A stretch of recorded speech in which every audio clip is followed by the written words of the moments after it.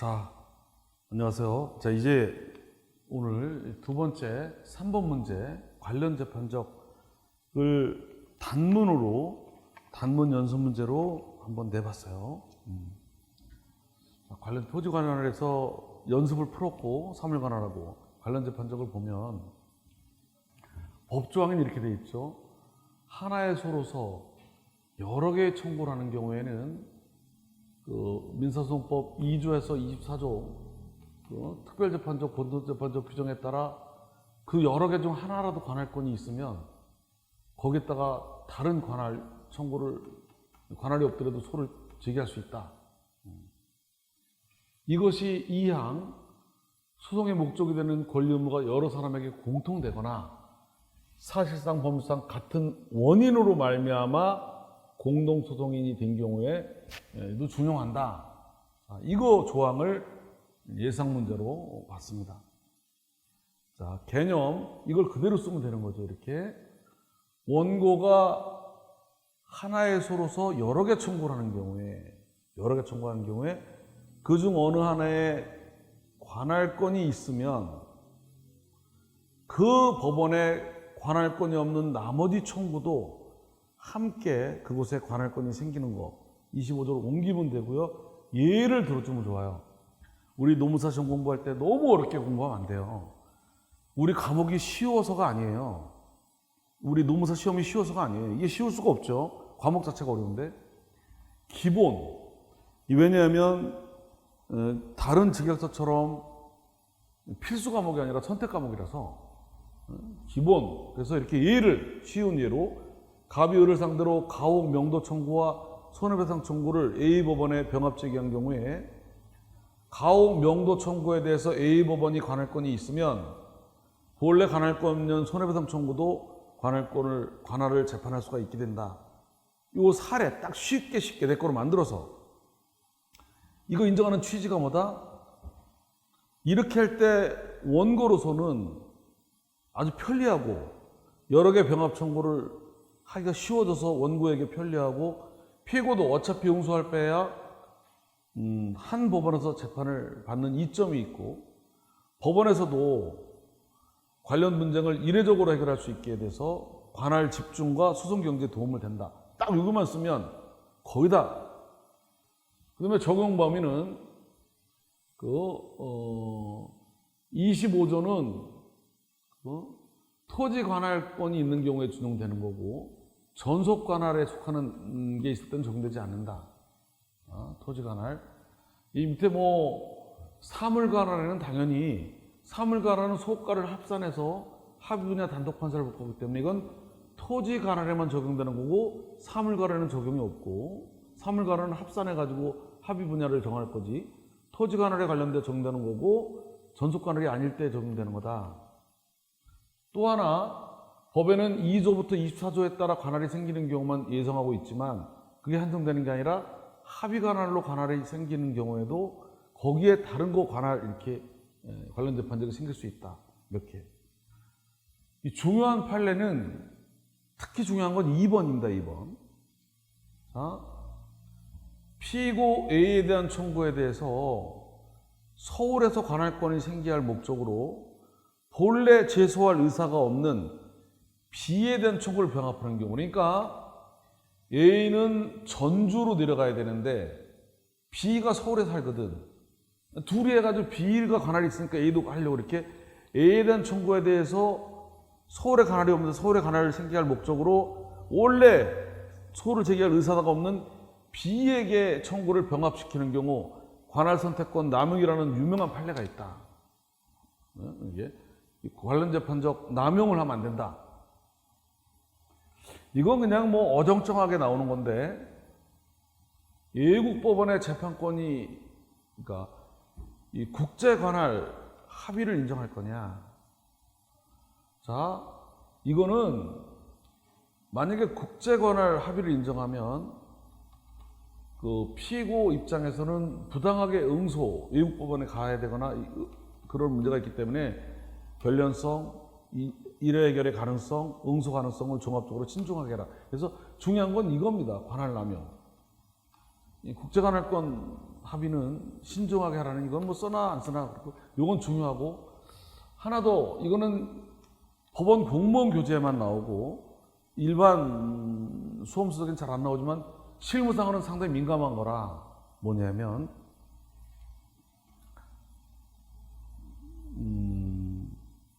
아까처럼 의정부에 있는 물건을 상대방도 의정부에 살고 건물 명도성을 제기한다면 건물 인도성을 제기한다면 상대방도 의정부에 살고 물건 소지도 의정부다.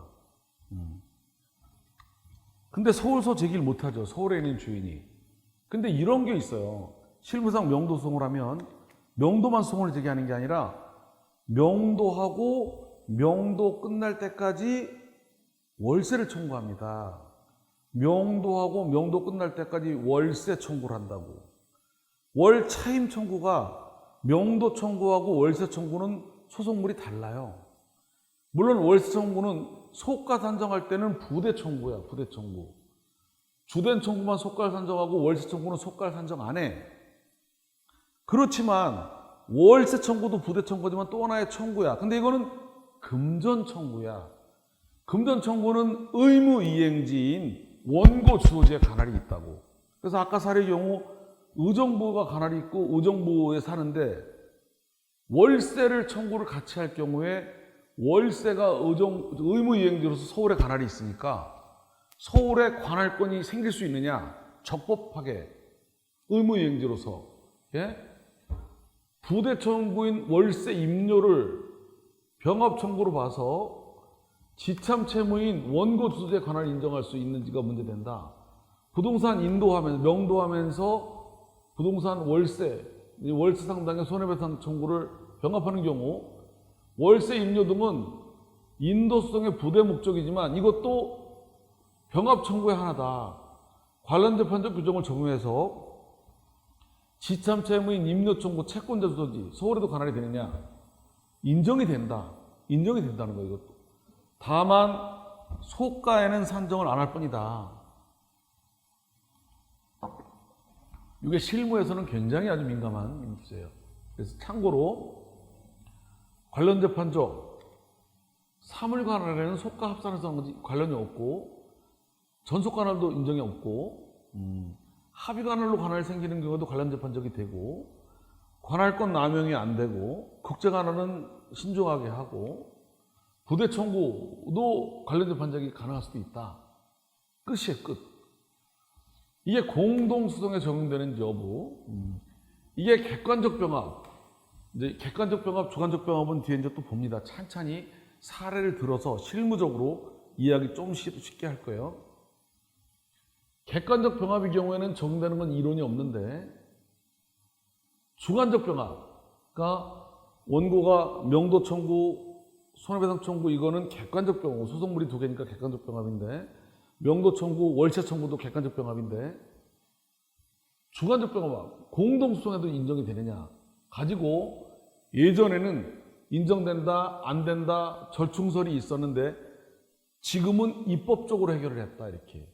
그래서 예를 먼저 보면 채권자가 연대채무자 갑을을 상대로 A법원에 소송을 제기하는 경우에 갑에게는 관할이 있지만 을에게 없는 경우에 여기도 관할권이 생기느냐, A법원에 관할권이 생기느냐, 을에 대해서도 이게 입법적으로 해결됐다. 입법적으로. 그래서 학설이 있었으나 적극설, 소극설, 적중성 이렇게 해도 되고 학설 대립이 있었으나 이게 뭐 지금 큰 의미가 없었습니까?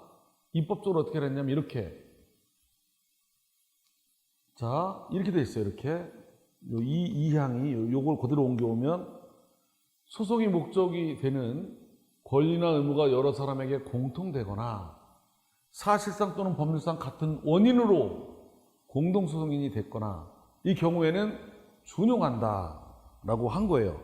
이 경우에는 준용을 한다. 자 65조 전문의 경우에만 65조 전문의 경우에만 한정적으로 인정한다. 65조 전문의 경우에 인정하는 거로 이렇게 됐다고요. 65조 전문의 경우에 65조 전문의 경우에 인정을 하는 거로 돼 있다. 65조. 여기서 65조 전문을 제가 좀 분석을 해볼 필요가 있어요. 65조 전문. 이 두 가지가 65조 전문. 그래서 65조가 왜 중요하냐면 나중에 우리가 마지막에 볼 거 복잡소송. 사실은 복잡하지 않아요. 말을 복잡소송이라고 그러니까 진짜 복잡한 줄 알아. 썩 복잡하지 않아요. 조금만 집중드리면, 그때 가서 좀 실무적으로 잘 볼 수 있도록 노력해 볼게요. 그때 공동소송을 할 때에 어느 때 공동소송이 가능하냐면 세 가지 경우에 공동소송이 가능해요. 세 가지 경우에. 첫 번째가 권리 의무가 여러 사람한테 공통될 때, 이거를 건성으로 넘기지 마세요. 이 세 가지 개념을 좀 심어놔야 선정 당사자 이런 거 할 때도 도움이 돼요, 나중에. 자, 권리 의무가 공통되는 예를 한두 가지만 들면 돼요. 예를 뭐로 드냐면, 자, 예를 들면 합유자, 공유자, 권리 의무가 공동 소유하고 있고 공통되거든. 진정연대 채권 채무든 부진정연대 채권 채무든 연대하거든. 불가분 채무도 이들은 공통 권리 의무를 공통으로 가지고 공동 소유이기 때문에 당연히 공동 소유이 되고 이때도 관련 재판적이 적용된다는 거예요. 연대 채무자한테는 되는 거예요. 두 번째, 권리 의무를 공통으로 권리 의무를 갖는 건 아니지만 권리 의무 발생 원인 동일, 발생 원인이 똑같은 거야. 권리 의무가 사실상이든 법률상이든 같은 원인으로 생겼어. 예를 들면 같은 교통사고로, 같은 산재 사고로 여러 명이 다쳤어. 손해배상 청구. 하나만 알아도 되겠죠. 같은 사고로. 또 주채무자와 나중에 별도로 보증인, 주채무자와 보증인, 같은 원인으로 보증인. 이거는 연대 채무는 채권 자체를 연대에서 가지고 있는 거고, 이거는 보증을 따로 쓴 거니까 같은 원인으로. 마지막으로 집중하세요. 권리 의무와 발생 원인이 같은 종류야. 동종. 원인이 같은 게 아니고 권리 의무를 공유하는 게 아니라 같은 종류. 같은 종류. 하나만 알아둘까요? 지난 거로. 이런 거 조그만 거 다 하느냐고 에너지 소모하지 마시고, 이게 시험이 아니라 샘플 사례 하나면 같은 종류의 분양계약, 같은 종류의 분양계약으로 여러 사람 따로 분양계약, 얘도 따로 분양계약, 얘도 따로 반영계약, 따로 분양계약인데 같은 분양계약으로 인한 같은 종류, 이렇게 알아두면 되겠어요. 1번, 2번 공통이나 원인 동일은 3과는 좀 다르다. 자, 전자는 1번, 2번만 관련 재판적이 인정이 되고 이 3번은 적용이 없고 1번, 2번만 선정 당사자가 가능하다.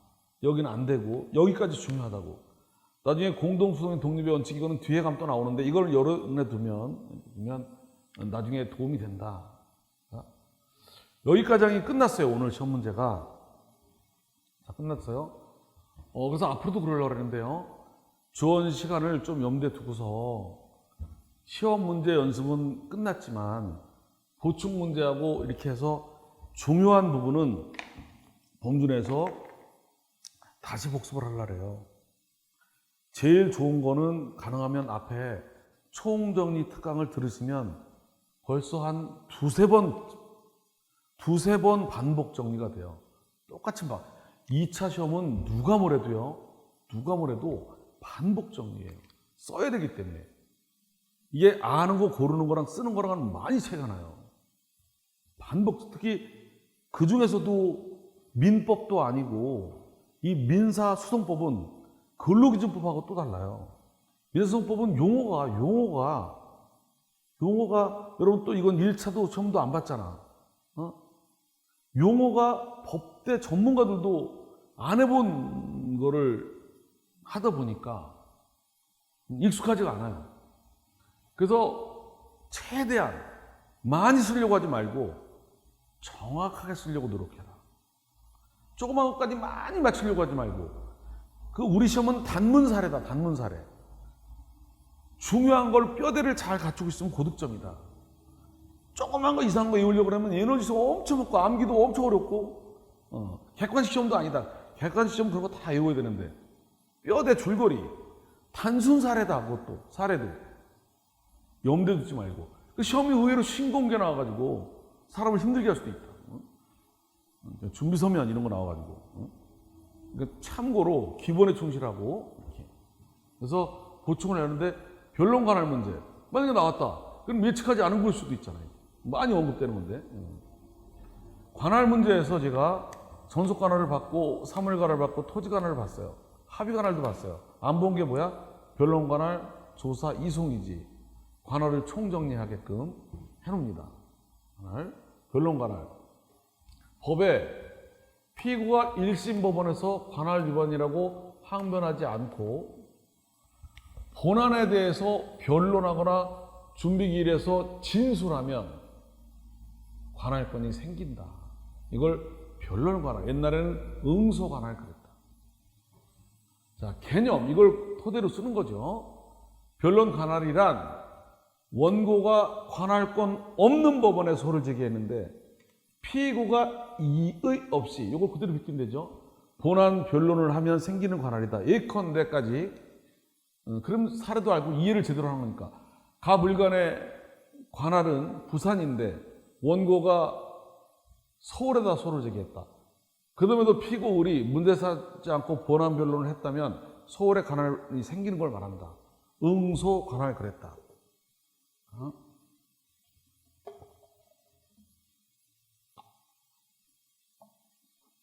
원래 관할 규정은 전속 관할은 공익이 있잖아, 공익.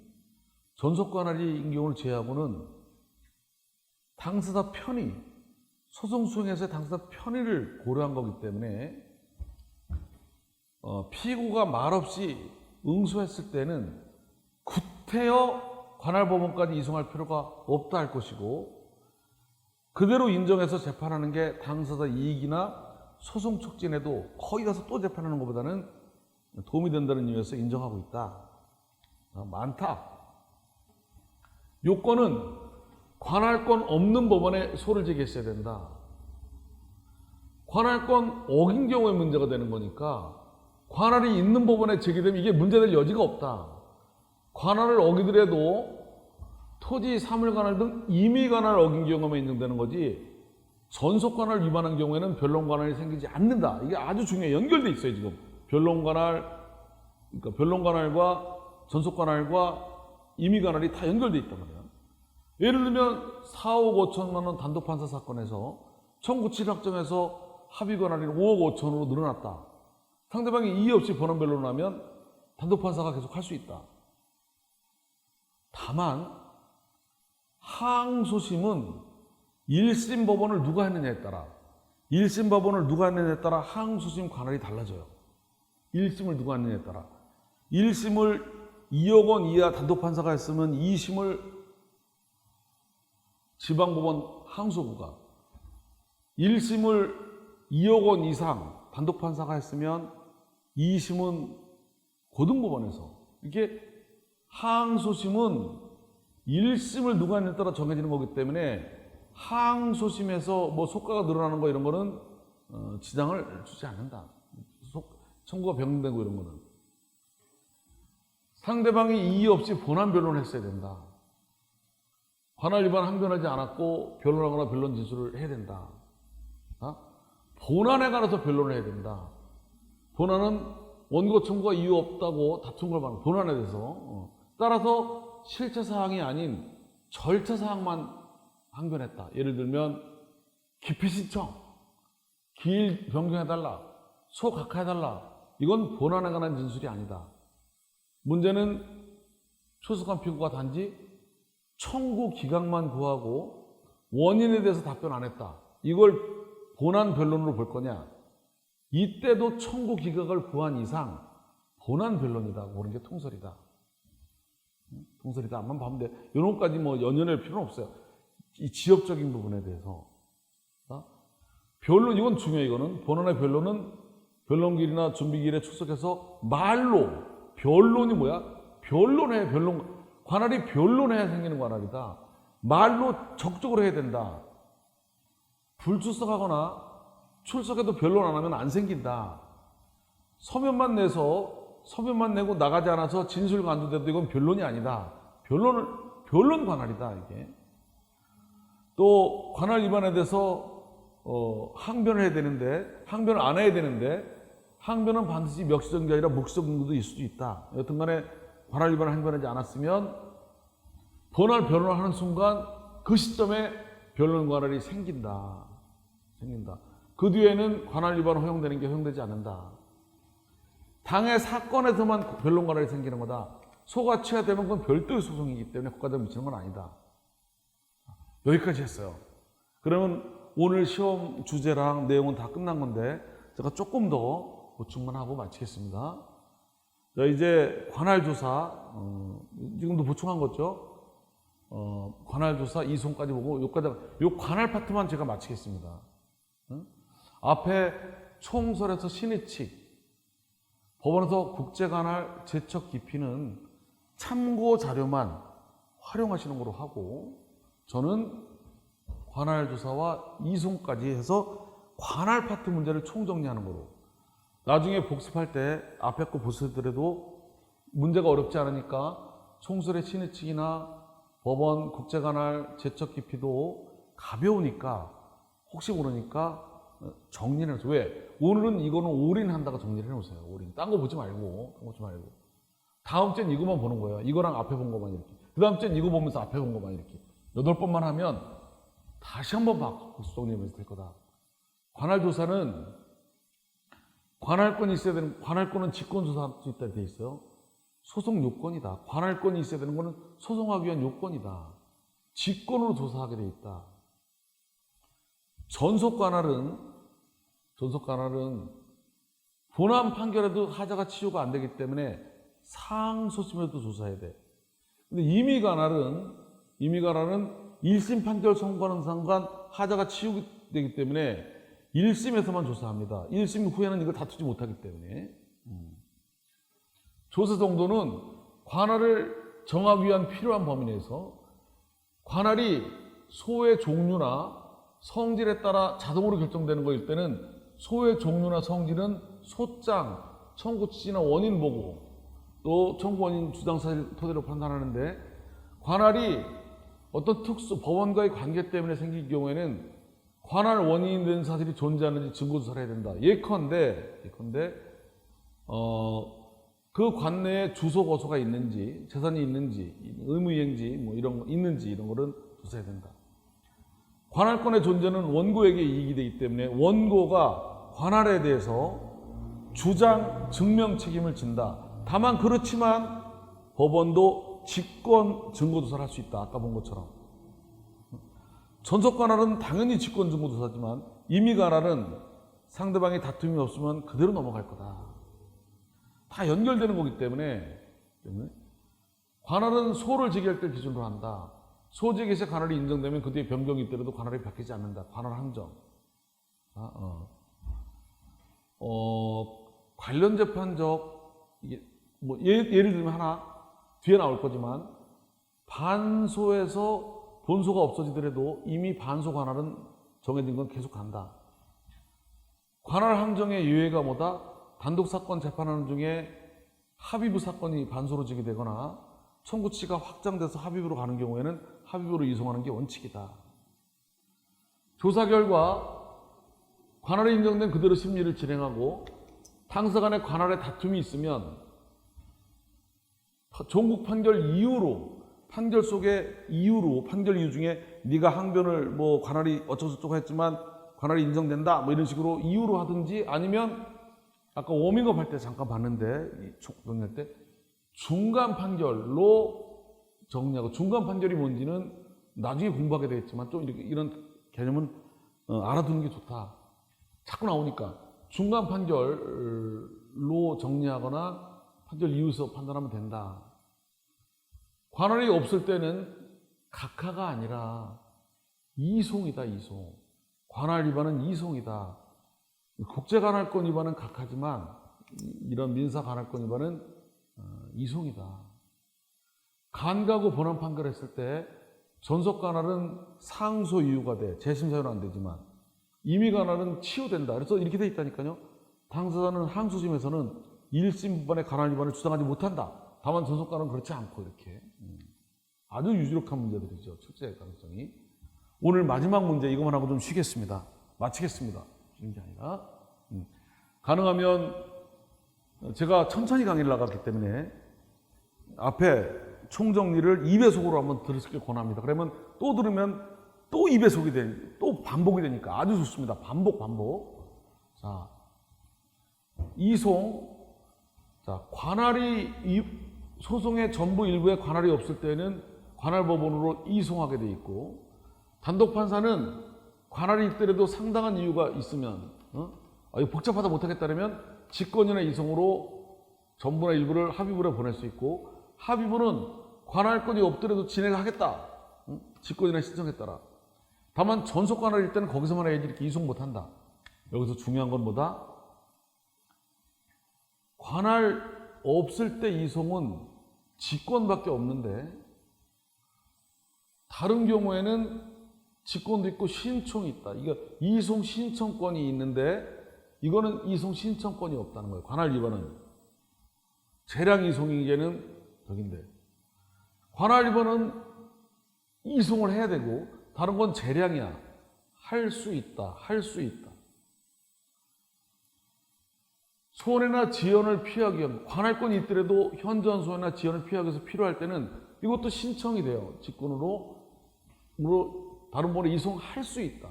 전속관은 안 되고, 특허권, 지적재산권, 지식재산권에 관해서는 특별 규정이 있는데 이건 변리사 시험에서 중요한 거라 우리는 이런 조항이 있다는 것만 알고 혹시 시험에 나오면 이 조항 보고 그냥 옮겨 쓰는 수밖에 없다.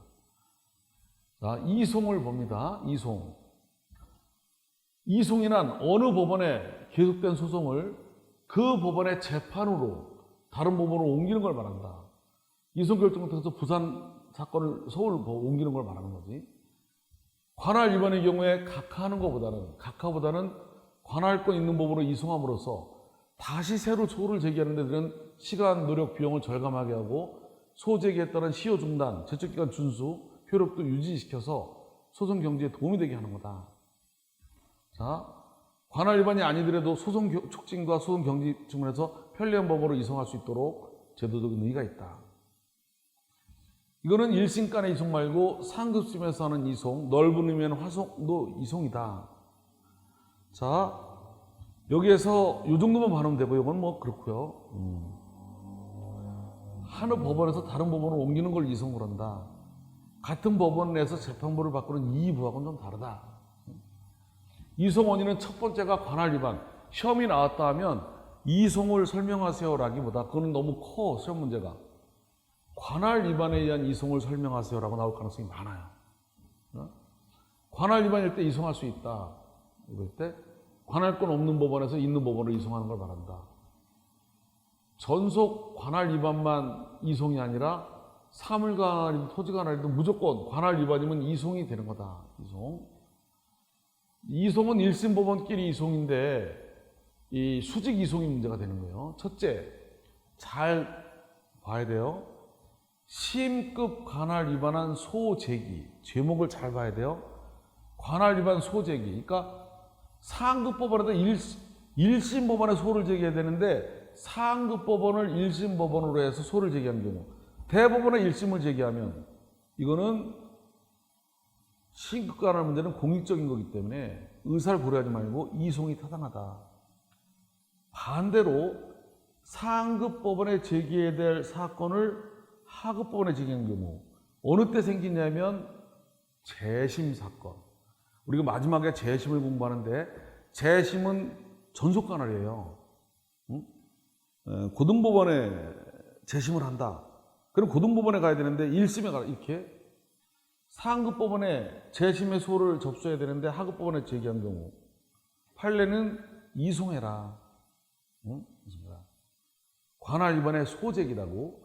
통상 소재기를 1심 가야 되는데 상급 법원 간 경우, 재심을 상급 가야 되는데 1심 간 경우, 이렇게. 두 번째가 소재기가 아니라 이제 상소, 1심 제기하는 거랑 이제 상소를 잘못한 거. 법원을 혼동해서 상소를 잘못 제기하는 경우, 이 경우에도 이송을 긍정할 것이다. 통설 판례가. 민사소송으로 할 거를, 자, 이제는 관할 위반, 그러니까 소재기, 상소 잘못. 이제는 민사로 제기할 걸, 그러니까 민사가 아닌데 민사로 잘못 온 거. 일법원과 전무법원 이송. 이거는 제가 처음에 워밍업 할 때도 전문가 통합 과정 때 오늘 같은 날 강의를 하다 보니까 자꾸 중복이 되는데, 여튼 민사에서도 가사와 민사가 완전히 다르다. 완전히 다르다. 가사는 이거는 직권탐지주의고 진실발견주의예요. 민사는 자백이 되잖아, 자백. 야, 그렇게 합의봐. 그러면 되는데, 가사는 친자관계 부존재. 예를 들면 A하고 B가 너 우리 자식 맞냐? 이건 혈액 검사에서 혈액 채취해서 유전자 감식을 해야지. 야, 우리 둘이 친자 만들자. 이게 되는 게 아니다. 진실 발견. 이게 완전히 다릅니다. 가사하고 민사는. 근데 가사를 민사 사건으로, 가사로 해야 될 걸 민사로 잘못 온 경우 이송을 한다. 이송. 반대도 마찬가지다. 이송. 실제로 민사냐 가사냐가 헷갈리는 게 의외로 있어요. 민사냐 가사냐가 헷갈리는 게. 상속 재산 분할. 민사냐 가사냐. 공유물 분할은 민사예요. 공유물 분할은. 근데 아버님이 돌아가셔서 상속을 받았어. 아파트 하나를. 이걸 쪼갤 수가 없어. 분쟁이 생겼어. 상속재산 분할. 민사야 가사야. 경계선에 있는 게 의외로 많아요. 상속재산 분할은 가사고 공유물 분할은 민사고. 이게 유류분 제도가 민사인지 가사인지 아세요? 유류분. 이런 식으로 경계선에 있는 것들이 있어요. 여튼간에 가사로 할 걸 민사로 잘못 온 경우 이송해라. 또 민사와 가사 마찬가지로 가정법원이 따로 있어요. 가정법원이 전혀 다른 거예요. 또 민사와 행정도 전혀 달라. 공법과 사법 다른 거예요. 행정으로 할 걸 민사로 왔다. 이송해라. 이송. 네? 또 민사 소송. 소송의 반대가 비송이에요. 민사 비송. 네? 자, 민사와 가사, 민사와 행정, 민사 소송과 비송.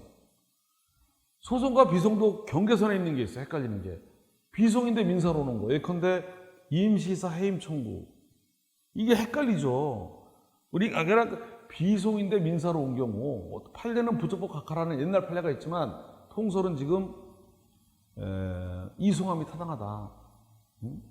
이송함이 타당하다. 경계선에 오는 위험 부담도 줄이고 당사자 저기도 있고 해서. 그러나 법원끼리 이송은 되지만 이송은 법원 간의 이송이다. 법원과 다른 국가기관은 이송이 없다. 자, 특허법원과 특허청, 특허심판원, 특허법원과 특허심판원 간에는 이송이 안 된다. 관청이 다르다. 헌법재판소하고 일본 법원도 이송이 안 된다. 전부 관할 위반이면 전부 이송이지만 소송물을 여러 개, 명도 청구, 손해배상 청구 이렇게 여러 개 청구하는데 일부가 관할 위반이면 일부가 전속 관할일 때, 전속 관할이 하나 섞여 있을 때, 병합 관할이 안 생길 때, 전속 관할일 때는 일부만 이송할 수 있다. 청구를 병합했는데 그 중에 일부가 전속 관할이다. 이 전속 관할의 경우가 민사집행법을 얘기하면 할 얘기가 많은데, 근데 우리 노무사 시험에서는 집행법 관련이 많지 않아서 제가 그냥 제목만 이렇게 말씀드리고, 이 관할 위반은 자 직권이 있었는데 신청권이 없다. 이 직권이다. 다른 이송과 다르다. 다른 이송과 달리. 그래서 3번의 별표를 많이. 판례는 관할 위반의 경우에 이송 신청권이 없다. 이송 신청하더라도 그거는 직권 발동을 촉구하는 의미밖에 없다. 대답 안 해도 그만이다. 그거 대답해가지고 기각했더라도 항고권이 없다. 항고심에서 이송 결정이 취소되더라도 여기 재항고도 안 된다. 그러나 학설상으로는 관할권 있는 법원에서 재판을 받을 피고자의 이익 보호, 다른 원인으로 한 이송의 경우와 균형 등을 고려할 때 학설상으로는 관할 위반의 경우에도 이송 신청권을 주자, 항고할 수 있도록 하자. 나머지는 심판 편의한 이송, 현저한 손해나 지연을 피하게 하는 이송 있다. 이런 건 신청이나 직권, 신청도 들어간다. 지적재산권 규정이 그대로 있다. 이거 35조, 36조 빗김인데요. 34조 2항도 단독판사가 상다가 되는 때는 이송할 수 있고, 반소 제기해서 관할이 커지면 단독판사가 하는데 5억 원짜리가 들어왔다 그러면 이송. 자, 다만 단독 사건에 대한 항소 사건, 이 시임급 관할은 1심을 누가 하느냐에 따라 시임급 관할이 정해지는 거라서 시임급 관할 중에 합의부 사건이 반소가 제기되더라도 이미 제기된 시임급 관할 항소심은 영향이 없다. 되고요. 나머지 처리 방식은 들러리다. 민사소송 규칙, 이송청의 방식, 이송할 때 의견 진술 듣게 돼 있고, 또 법조항에 이송 결정이 확정된 뒤에도 급박한 일은 여기서 처리하게 돼 있고, 이송받은 법원은 따라가야 되고 다른 데도 보내지 못하고, 이송 결정이나 기각 결정에는 즉시항고권이 있는데 요 기각 결정의 즉시항고권자에서 누구는 빠진다? 관할 위반의 경우에는 빠진다. 이송은 처음부터 제기된 거로 본다. 기록을 넘겨줘라. 이거를 보는 거예요. 이 규칙하고 이거에 따라 이유를 밝히게 돼 있고 재판은 결정으로 하고, 자, 그 다음에 규칙에서는 의견 진술 기회를 듣게 돼 있고, 이송 결정과 기각 결정 즉시항고할 수 있는데 여기서 이제 별표 마지막으로 기각 결정에 즉시항고할 수 있는 규정의 적용 범위가 문제가 되는데, 관할 위반이 아닌 이송의 경우에는 당사자에게 신청권이 있기 때문에 다 즉시항고할 수 있는데, 관할 위반에 따른 이송의 경우에는 신청권이 없기 때문에 기각에 대해서 즉시항고권이 없다. 특별한 것도 안 된다. 판례가. 이송하면은 구속력, 이송받은 법원은 따라가야 된다. 다른 법원으로, 그러니까 이송한 법원으로 되돌리는 반송이나 다른 법원으로 보내는 전송이 안 된다. 관할 반복 피하는 거 아주 곤란하기 때문에 그렇다. 전속 관할을 위반해서 이송한 경우에는 어떻게 할 거냐? 이거는 이때는 구속력이 없다는 견해도 있지만 법조항이 전속 관할도 배제하지 않고 있고, 이송 반복에 대한 소송 지원, 공익적 요청, 소송 지원 피하려는 공익적 요청은 전속 관할도 예외가 아니기 때문에 인정해야 된다. 판례도 전속 관할 위반의 경우에도 이송 구속력이 있다고 했다. 다만 시임급을 위반한 경우에는, 시임급 관할 위반의 경우에는 시임급 이익 박탈 문제로 이 상급시법까지는 미치지 않는다. 예외로. 그래서 예컨대 2심 관할이 법원인데, 자, 2심에서 이걸 해야 되는데 2심이 잘못해서 대법원으로 이송한 경우, 대법원은 다시 2심으로 1심에서 2심으로 보내야 되는데 2심에서 이거를 2심으로 해야 되는데 대법원으로 보냈다. 2심에서 대법원으로 보냈다. 그러니까 2심에서 자기네가 해야 되는데 잘못해가지고 대법원으로 보냈다. 대법원이 따라가는 필요 없다. 이건 잘못하면 신급 관할도 없고 대법원에서 신급 박탈 문제가 있어서. 그러면 하급심으로 2심에서 1심으로 잘못 보냈다. 이거 하급심에도 구속력이 없다는 견해가 있지만 하급심은 따라가라. 이거는 상급심만 구속 안 되는 거지. 이거는 상급을 왔다 갔다 하는 건 마찬가지니까 상급에서 하급으로 보내는 건 구속되고, 다만 잘못해서 상급법원으로 잘못 보낸 거, 대법원으로 잘못 보낸 거는 구속력이 없지만, 자, 요거는 법원 공무원 객관식 시험에 가끔 나오는데, 이송받은 뒤에 소가 변경이 돼서 새로운 사건이 되면, 새로운 관할이 생기면 그건 별도의 문제다. 이거는 문제가 되는 거고. 자, 이렇게 되면 이송이 확정되면 처음부터 이송법원에 계속된 거로 봐서 시효 중단, 기간 유수도 그대로 유지된다.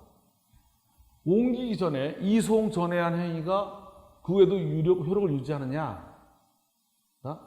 전속관할 위반이냐 아니냐 차별하려고 하는 견해도 있지만 전속관할 위반의 경우에는 효력이 없다. 이렇게. 그러나 전속관할 위반의 경우에도 우리가 이 관할 위반 이송 결정이 확정된 후에 긴급 처분할 수 있는 거에 비추어 볼 때 또 전속관할의 경우에도 일체성, 소송계획의 일체성, 처음부터 즉위한 거 이런 필요성이 있기 때문에 전속관할의 경우에도 일체성을 인정해서 종전의 행위는 유효하다. 여기도 마찬가지로 이송 결정 확정에도 긴급 처분할 수 있으니까 그걸 참고해 볼 때 유효하다. 그리고 마지막으로 기록을 보내라. 이제 확정되면 이송 결정이 확정되면 기록을 보내라. 늘 얘기하는데 요거 부분이 법원 승진 시험에서는 의외로 중요한데 우리 전문가 변호사나 변호사나 우리 농사 시험에서는 이건 그냥 들러리로 지나가면서 기록이 있는 동안에는 긴급 처분을 할 수 있어요. 이렇게 했어요. 이렇게 해서 우리가 여기 관할 파트를 했어요. 제가 끝냈고요. 시간이 안 되지만 여러분들은 혹시 총설에서는 신의칙 하나밖에 없고 기본 정도 법원에서 국제관할과 제척과 기피 오늘 나머지는 다 했어요. 총 정리해서 이게 오늘 시험범위 다라고 생각하고 여러분 거로 익숙하게 만들고 보는 동안에 5초 작전을 얘기를 했어요. 보는 동안에 안 보고 쓰는 것보다 자꾸 반복해서 짧은 시간에 명확하게 여러분 과목으로 만들 수 있도록 한 페이지를 5초 안에 정리할 수 있도록 테마별로 몇 글자, 테마별로 두세 글자, 한두 줄, 두세 줄도 길어요. 테마별로 한두 줄로 줄일 수 있도록 키워드 위주로 페이지마다 5초 작전을 염두에 둬서 하루에 그러니까 한 페이지가 5초면은 1분이면은 12페이지, 30분이면은 360페이지가 됩니다. 오늘 한 거 1페이지 5초 작전을 하면 1분이면 12페이지면 오늘 거 한 거는 5분도 안 걸립니다. 5분. 오늘 교재 전부 5분도 안 걸려. 이렇게 지금은 익숙하고 5초 작전으로 자꾸 만들어서 암기는 언제 하는 거다? 마지막에 가서 시험 전날 30분 내에 1시간 내에 일독이 될 수 있도록 정신 차리고 그리고 다음날 이렇게 지금부터 외워가지고 가려면 무거워서 움직이지를 못한다. 또 잊어버리고 3개월 전에 본 걸 지금 기억하기가 어려울 수 있다. 방금 전에 볼 수 있도록 여러분 저는 그거를 여러분 도와드리고 여러분 걸 만들 수 있도록 가능하면 이렇게 하는 데 노력을 하겠습니다. 오늘 첫날이었고 그랬습니다. 다음 2회차 때는 이걸 토대로 좀 더 알차게 그리고 약간의 보니까 오타가 좀 보이네요. 이렇게 띄어쓰기 이런 게 파일 올릴 때는 정리해서 다시 이미 올려놨지만 다시 정리해서 수정된 거로 올릴 수 있도록 이렇게 하고 수업 내용 진행한 거는 다 올리겠습니다. 가능하면 총 정리를 한번 따라오면 5시간 동안 나가는 거고 이거는 2시간에 나가다 보니까 훨씬 많은 내용 둘 다 보면은 2회독 3회독 혼자 공부할 때보다 짧은 시간에 엄청 많이 할 수 있을 거다. 자, 오늘 긴 시간 수고 많았습니다. 다음 주에 좀 더 잘 준비해서 여러분 만날 수 있도록 하겠습니다. 네, 수고들 했습니다.